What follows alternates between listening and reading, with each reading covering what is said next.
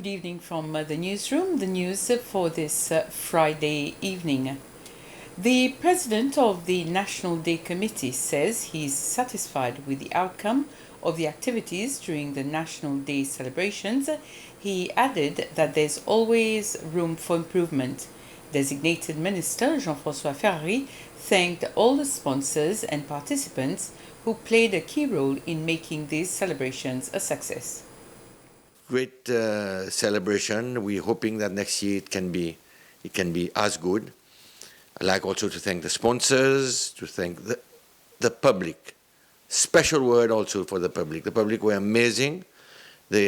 All the events unfolded in a fantastic way.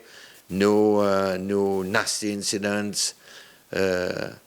Just a good feeling of celebration in La Digue, on Pralin, on Mahe, the side events, Moutia, the open air show, our artists from Independence Days, Mr. John Waits, stepped up and really gave us some goosebumps. We know we can do even better, so as we continue to move ahead, we'll up our game too. The Seychelles Hospitality and Tourism Association, the SHTA, is unhappy with the government's decision on when and how the environmental levy will be collected. The decision was announced in yesterday's cabinet briefing and will come in effect on the 1st of August next month. The SHTA is maintaining the same position they had since last year when the levy was announced. In the Arms and Prevention of Terrorism case, the Supreme Court has asked the prosecution to put their amended charges in order, and they must serve the accused so that they can plead on Monday.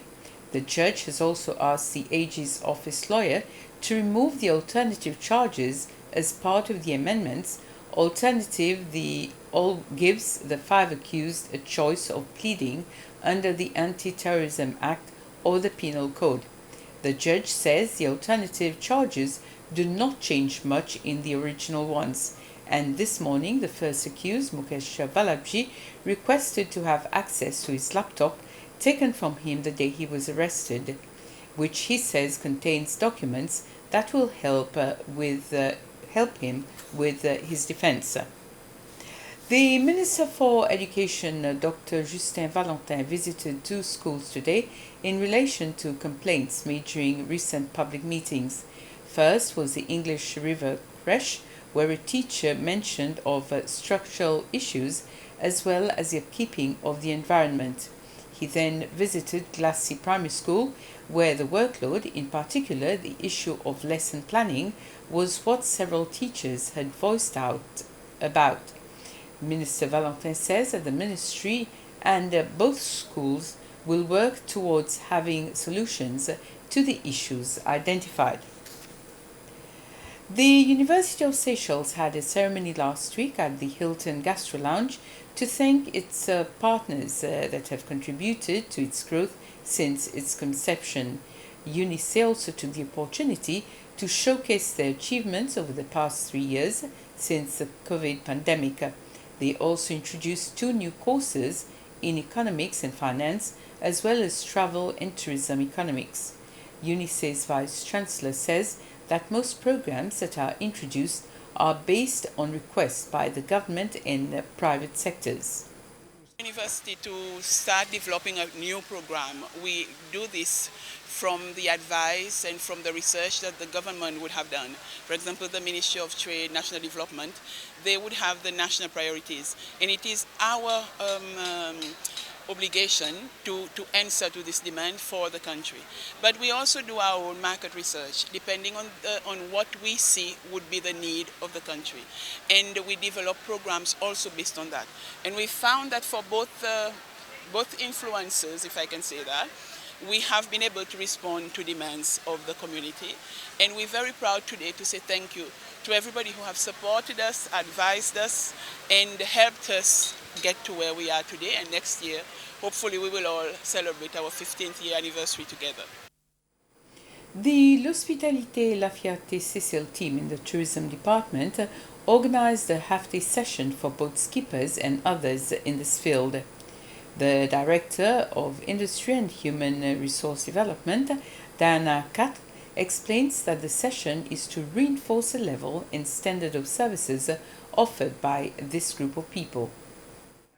It's just another one of our projects to help to develop a culture of service excellence within the country. As you would all know, we launched the L'Hospitalité La Fierté Seychelles program in January last year.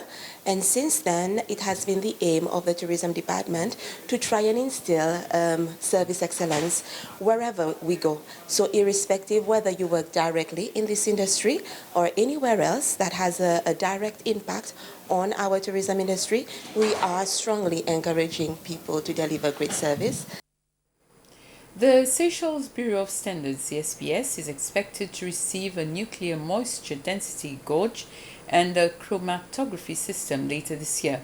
This follows the signing of contract agreements by Seychelles and the European Union earlier this week for the supply of laboratory equipment amounting to €102,641.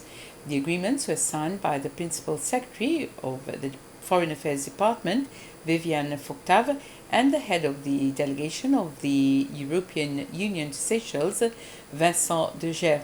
The chromatography system will be used to analyze sea and drinking water, which will contribute to the overall health and safety of the general population, while the nuclear density gauge, on the other hand, will be used for soil analysis, which will improve the overall safety and quality of local construction.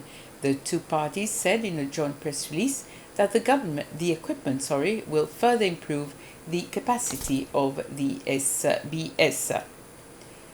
The Ministry of Agriculture, Climate Change and Environment has received copies of videos circulating online showing staff of the Agriculture Department in a government vehicle apparently undertaking dog baiting on private property.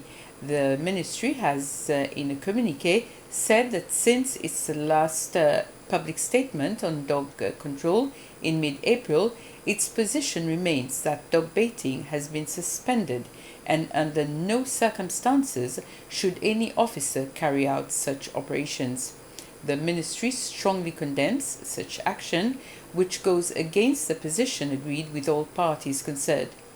According to the communiqué, the staff member implicated in this incident has been suspended pending investigation of the case, and the ministry has submitted the case to the Seychelles Police for investigation. This brings us to the end of the news summary. At 8, we'll be back with the news in Creole. Next on SBC, the local cookery program, Dishes or Fishes.